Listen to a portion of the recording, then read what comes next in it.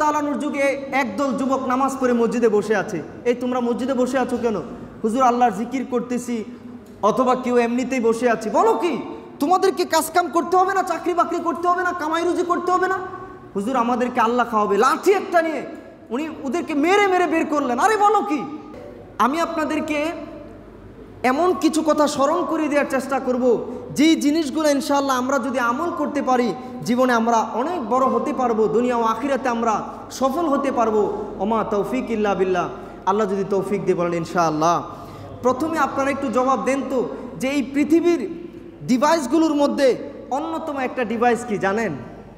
পৃথিবীর যত ডিভাইসই বলেন, অন্যতম একটা ডিভাইস হলো মানুষের ব্রেইন। এই ব্রেইন কিন্তু হাজার কম্পিউটারের চাইতেও দামি। You can not imagine. এই ব্রেইন এক একজনকে আল্লাহ এক এক কোয়ালিটি দিয়ে সৃষ্টি করছে। Just you have to find out your quality.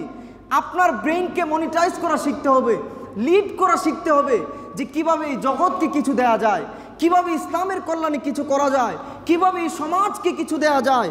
আপনি একটু চিন্তা করেন, আপনি যদি কম্পিউটারে কিছু করেন বা মোবাইলে কোনো প্রোগ্রাম রান করতে চান, আপনাকে প্রথমে সফটওয়্যার বা এই অ্যাপসগুলো ইনস্টল করতে হয়, তাই না? তো এই ব্রেইনেও আমরা যে কাজগুলো করি, প্রথম কিন্তু ব্রেইনে ওই চিন্তাগুলো আমাদেরকে ইনপুট করতে হয়।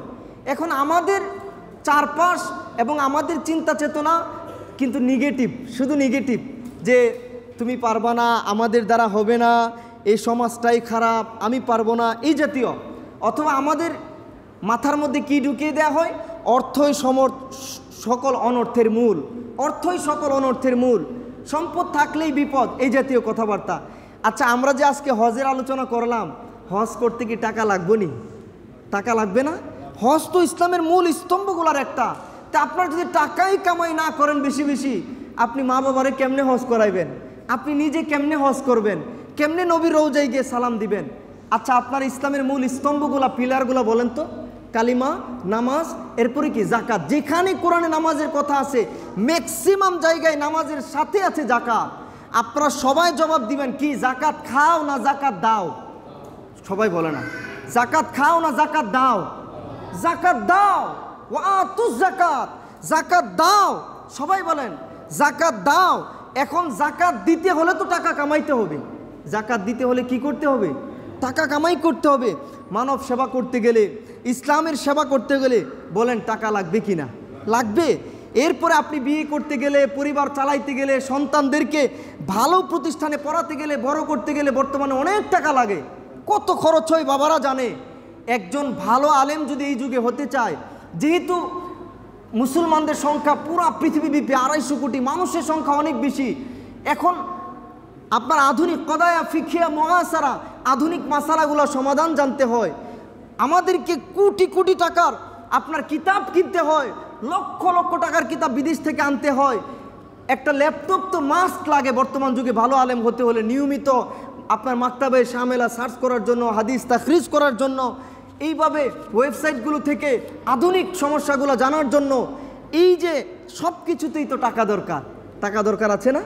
এরপরে আসেন, আপনি স্বপ্ন দেখলেন যে আমি আমার সমাজে একটা রিসার্চ সেন্টার করব, আধুনিক কিছু গবেষক তৈরি করব যারা এই সমাজকে এগিয়ে নিতে অবদান রাখবে, ভালো ভালো মসজিদ মাদ্রাসা প্রতিষ্ঠা করব, ইসলামিক কলেজ ভার্সিটি প্রতিষ্ঠা করব। এগুলো করতেও টাকা লাগবে না? এগুলো করতেও টাকা লাগবে। তাই একটা কথা খুব ভালোভাবে মনে রাখবেন, যে মানুষের প্রতিটা কাজের, মানুষের জীবনের প্রতিটা জিনিসের দুইটা সাইড আছে, একটা নেগেটিভ, একটা পজিটিভ। এখন হয়তো আপনার একটু খারাপ সময় যাইতেছে, ইনশাআল্লাহ এই খারাপ সময় থাকবে না। আল্লাহ চাহিতু আপনারও সফলতা আসবে ইনশাআল্লাহ, ইনশাআল্লাহ। তবে সফলতা উড়ে আসবে না।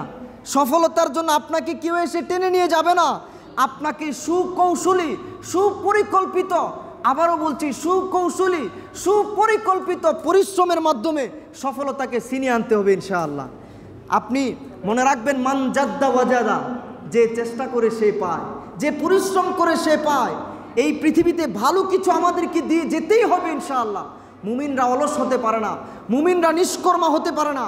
আপনি পৃথিবীর সমস্ত সফল ব্যক্তিদের জীবনী দেখলে পাবেন তারা হাড় ভাঙ্গা পরিশ্রম করেছে। মানুষকে কিছু দিয়ে দেওয়ার জন্য, ওরা পড়ে গিয়েছে আবার উঠে দাঁড়িয়েছে, পড়ে গিয়েছে আবার উঠে দাঁড়িয়েছে।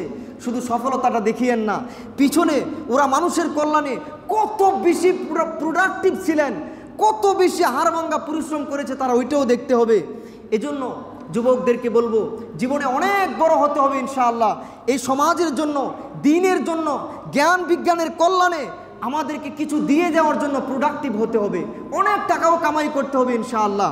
এজন্য আমার নবীজি বলতেন, ইয়াদুল উলিয়া খৈরুম মিনাল ইয়াদিস সুফলা, ইয়াদুল উলিয়া খৈর মিনাল ইয়াদিস সুফলা। মনে রাখবা মুসলমান, উপরের হাত নিচের হাত থেকে ভালো, উপরের হাত নিচের হাত থেকে ভালো। এখন আজকের মুসলমানের অবস্থা কি? সি আজকে আমরা নিজেদেরকে ভিক্ষুক বানায় ফেলছি, আমরা কনজিউমার হয়েছি সারা বিশ্বে, আমরা প্রডিউসার হতে পারি নাই। আপনি পুরা বিশ্বের পৃথিবীর বড় বড় ব্র্যান্ড কোম্পানিগুলার নাম বলেন তো, এগুলো সব কাদের? অমুসলমানদের। সবগুলো আজকে অমুসলিমদের। জ্ঞান বিজ্ঞান, ব্যবসা বাণিজ্যের, নিত্য নতুন আবিষ্কারের শ্রেষ্ঠ যতগুলো ব্র্যান্ড কোম্পানি আছে সবগুলো কাদের দখলে? অমুসলিমদের। আমরা কি করি? খাই দায় আর ঘুমাই। যে ফেসবুকে সারাদিন আমরা প্রয়োজনীয় দামি সময়গুলো নষ্ট করি, এই ফেসবুক কাদের দখলে? কাদের আবিষ্কার? ইহুদিদের, অমুসলিমদের। ইউটিউব কাদের দখলে? অমুসলিমদের দখলে। কিন্তু আমাদের তো এত নিষ্কর্মা হওয়ার কথা ছিল না। আমাদের তো আল্লাহ বলেছেন কি জানেন? ফাইদা কুদিয়াতি সলাত ফান্তাশিরু ফিল আরদ, নামাজ শেষ জমিনে ছড়ায় পড়ো, এই জমিনকে আবাদ করো। আল্লাহ বলেছেন এই কথা। উনি ওদেরকে মেরে মেরে বের করলেন। আরে বলো কি? আল্লাহ খাওয়াবে মানে আল্লাহ তো খাওয়াবে, কিন্তু আল্লাহ বৃষ্টি দিবে। ওই বৃষ্টিকে জমিনে নিয়ে চাষাবাদ করে ফসল বের করবা তো তুমি, তোমাকে পরিশ্রম করতে হবে না? বের হও, চাকরি বাকরি করো, ব্যবসা বাণিজ্য করো, এগুলোও ইবাদত। তুমি যখন ইবাদত করবা, তুমি যখন পাশাপাশি কামাই রুজি করে পরিবারকে খাওয়াবা, সমাজে ভালো কাজ করবা, ওগুলোও তো ইবাদত। তুমি কেন বুঝো না? দিন কায়েমে জমিনে তোমাকে মেহনত করতে হবে। দিন কায়েমে মসজিদ মাদ্রাসা, আধুনিক মানের ইসলামিক বিশ্ববিদ্যালয় প্রতিষ্ঠায় এবং মুসলমানদের অস্ত্র শস্ত্র বাড়াতে you need some rich people who will earn lots of money and support this people. তোমার কিছু মানুষ দরকার এমন যারা অনেক টাকা হালাল পথে কামাই করে দিন কায়েমে মানুষকে সহযোগিতা করবে, অস্ত্র কিনতে সহযোগিতা করবে, মসজিদ মাদ্রাসা গড়তে সহযোগিতা করবে, একদল আলেমদের গবেষণা করতে সহযোগিতা করবে, যে আপনারা নির্দ্বিধায় কিতাব কিনেন, গবেষণা করেন, আপনাদের পরিবারকে সাপোর্ট দিব আমরা। কারণ জ্ঞান বিজ্ঞানে যে জাতি যত আগাবে তারা তত বেশি নেতৃত্বে থাকবে। আল্লাহ আমাদেরকে বোঝার তৌফিক দান করুক, বলেন আমিন।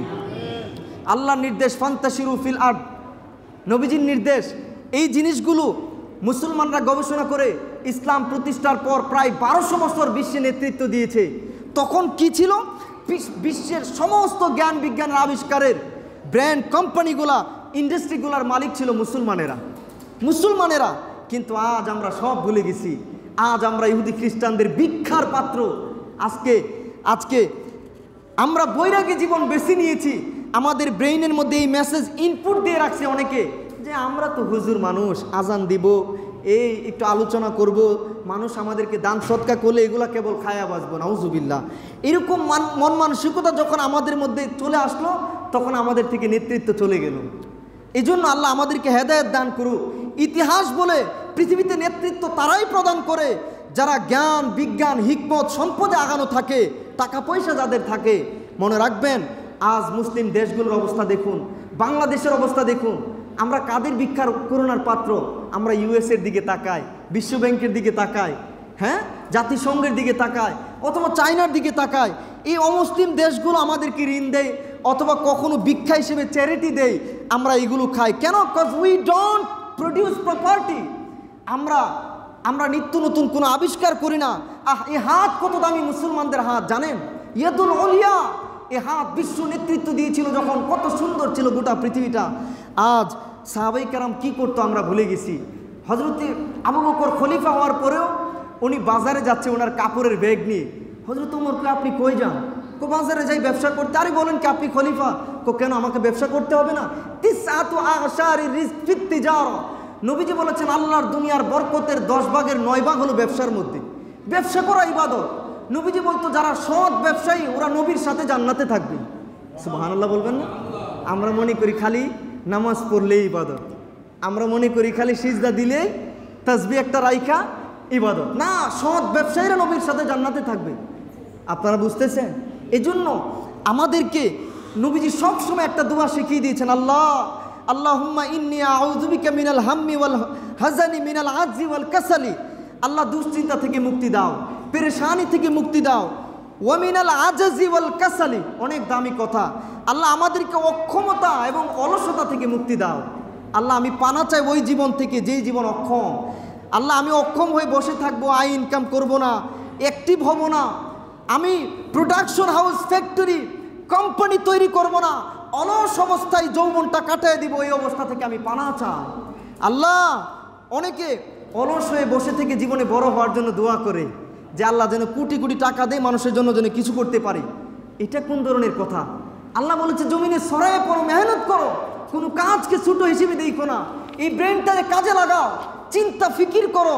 আপনার এলাকায় আপনি সবচাইতে ধনী হন না, সমস্যা কি? আপনি ধনী হইলে তো ভালো, সম্পদ উপার্জন করলে মসজিদ মাদ্রাসা করবেন, ইসলামিক কলেজ ভার্সিটি করবেন, অভাবী গরিব দুঃখী মানুষদের মুখে হাসি ফুটাবেন, অন্যায়ের বিরুদ্ধে রুখে দাঁড়াবেন।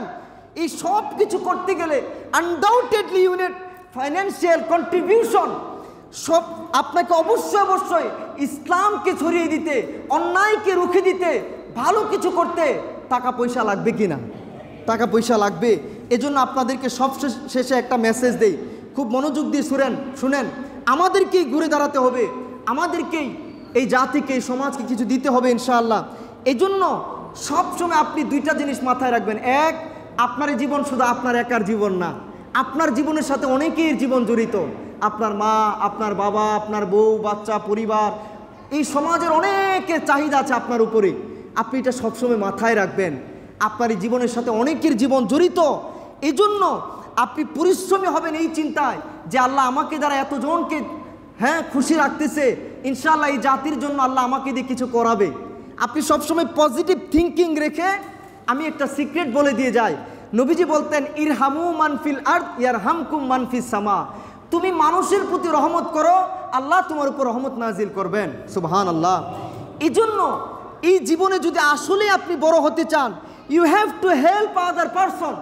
আপনার অন্য মানুষকে হেল্প করার মন মানসিকতা থাকতে হবে। আপনার চিন্তা করতে হবে যে আমার আশেপাশের মানুষের মেজর প্রবলেম কি, এই প্রবলেমটার সলিউশনের জন্য নতুন কিছু আমি লঞ্চ করতে পারি কিনা, নতুন কিছু আমি ইনক্লুড করতে পারি কিনা। এই চিন্তা থেকে মানুষ নিত্য নতুন ব্যবসা আবিষ্কার করে, নিত্য নতুন কিছু আবিষ্কার করে। মানুষেরও হেল্প হলো, মানুষ আপনাকে বড় বানালো, আল্লাহও আপনাকে বড় বানালো। বলেন সুবহানাল্লাহ। মানুষের হেল্পের মন মানসিকতা রাখেন যে এই জাতিকে, মুসলমানকে আমাকে কিছু দিয়েই যেতে হবে ইনশাআল্লাহ। আমি নিষ্কর্মা অলস হব না, আমাকে কিছু করতেই হবে ইনশাআল্লাহ। আল্লাহ তৌফিক দান করুক, বলেন আমিন। আর